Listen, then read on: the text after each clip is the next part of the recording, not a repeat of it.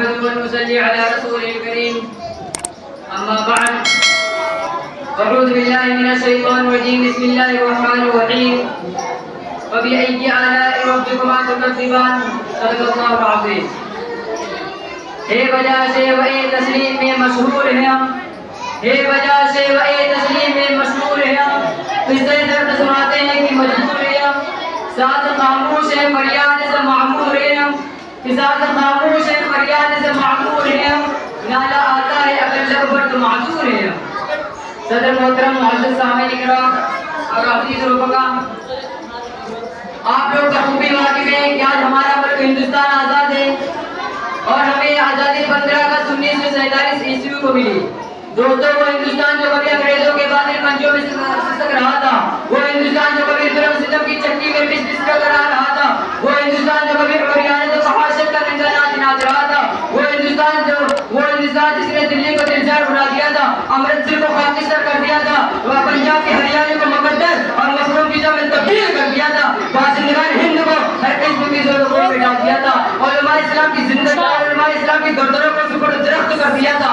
لیکن ایسے المناک اور پرفتن دور میں کچھ اس طرح کے پیچھے فیصلان آئے جن کو غیرت و حمیت نے جھنجھوڑ دیا، جرأت و جسارت نے جھنجھوڑ دیا، شجاعت و صداقت نے جھنجھوڑ دیا اور ایسا جھنجھوڑا کہ دنیا حیران نشستہ ہے، تاریخ نراشا پریشان ہے. شاہ ولی اللہ دہلوی جیسے محدث کی جسارت، علامہ نانوتری جیسے مدبر کی دیانت، مولانا رشید احمد گنگوئی جیسے فقیہ کی فقاہت، مولانا ابوالکلام آزاد جیسے مفکر کی سیاست، شیخ الہند مولانا محمود الحسن جیسے محرک کی بصیرت، شیخ الاسلام مولانا حسین احمد مدنی جیسے بزرگ کی امارت، مولانا حفظ الرحمان جیسے فعال کی سیادت، مولانا رشید احمد گنگوئی جیسے فقیہ کی فقاہت اور ایسے المناک پرفتن دور میں کچھ اس طرح کے بھی سالان آئے کہ مولانا حفظ الرحمان جیسے فعال کی سیادت، مولانا محمد علی جوہر جیسے حقوں کی صداقت، جبکہ تاریخ شاہی ہے کہ ابتدا سے لے کر اور اس طرح کی بھی سالان ہے جن کو غیرت و حمیت نے جھنجھوڑ دیا، جرأت و جسارت نے جھنجھوڑ دیا، شجاعت صداقت نے جھنجھوڑ دیا اور ایسا جھنجھوڑا کہ دنیا حیران نشستہ ہے، تاریخ نراشا پریشان ہے. شاہ ولی اللہ جیسے محدث کی جسارت، علامہ نانوتری جیسے مفکر کی سیادت، مولانا ابوالکلام آزاد جیسے مفکر کی سیادت، مولانا گنگوئی جیسے فقیہ کی فقاہت، مولانا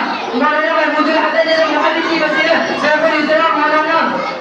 حسین احمد مدنی جیسے بزرگ کی امارت، مولانا حفظ الرحمان جیسے فعال کی سیادت، مولانا محمد علی جوہر جیسے حقوں کی صداقت، ڈاکٹر صاحب اللہ خان جیسے محقق کی امارت اور دیگر اندردار وطن کی حقانیت نے دنیا کو جو درد دیا ہے، دنیا سارے جھوٹ کو ملا سکے. اگر تاریخ اپنا دامن سمیٹنا چاہتے ناممکن ہے. لیکن دوستوں، ایک بڑی ہٹ کر جب پیچھے لڑتے ہیں تو ہم سے ہمارا ضمیر سوال کرتا ہے کہ ہمیں ایک لمحہ رک کر اپنے محاسبہ کرے اور جائزہ لے کہ آزادی کے اس طویل عرصے میں ملی رضا نے کیا پایا اور کیا کیا. کہ آزادی دلانے والے چھیالے نے ملکی کی تعمیر ترقی میں جو خواب دیکھا تھا وہ شرمندہ تعبیر ہوا، اور کے جو مطالبات تھے وہ پورے ہوئے، لوگوں کو سچی آزادی نصیب ہوئی، جمہوریت کی مغلوب میں باقی رہی، آئے آدمیت اور قوم سے جہاد رہا، تعلیم کا تناسب پورا ہو چکا، روزگار فراہم ہونے کے غریب عوام کی ضروریات اور طبعی حقوق کے تقاضے کو پورا کیا گیا. یہی ضمیر میرے سب سوال کرتا ہے کہ بتا مجھے 72 سال میں کیا ملا. لیکن دوستوں اس وقت دماغ پر تالا لگ جاتا ہے، سوچ اور سمجھ مقبول ہو جاتے ہیں، دل دماغ پہ قابو ہو جاتے ہیں، اپنے حصے مالا ہو جاتے ہیں، دل دماغ پہ قابو ہو جاتے ہیں، اپنے حصے مالا ہو جاتے ہیں. ایک بھوسا ہوتا ہے جس کے چاروں طرف سناٹا یہ محسوس آتا ہے، جدھر دیکھو تاریخی دکھتی ہے، جدھر دیکھو ناانصافی دکھتی ہے، جدھر دیکھو محرومی دکھتی ہے، جدھر دیکھو ناچاکی دکھتی ہے. لیکن دوستوں اور عزیز رفقا، غرض یہ کہ آزادی ہمارے فائدہ بربادی فائدہ جو بھی ثابت ہوئے، خود غور کرے کہ ہندوستان تو آزاد ہوا لیکن ہمارا آزاد نہ ہوئے. ہندوستان تو آزاد ہوا لیکن ہمارے افغان آزاد نہ ہوئے. ہندوستان تو آزاد ہوا لیکن خود ہم آزاد نہ ہوئے. ہندوستان تو آزاد ہوا لیکن ہمارے تخیلات آزاد نہ ہوئے. ہندوستان تو آزاد ہوا لیکن ہمارے مذاہب و مساجد آزاد نہ ہوئے. ہندوستان تو آزاد ہوا لیکن ہمارے مدارس اور معابد آزاد نہ ہوئے. اگر آزاد ہوا تو صرف اور صرف ہندوستان. ابھی چند سال پہلے کی تاریخ کو پڑھیے. 1997 میں ہندوستانی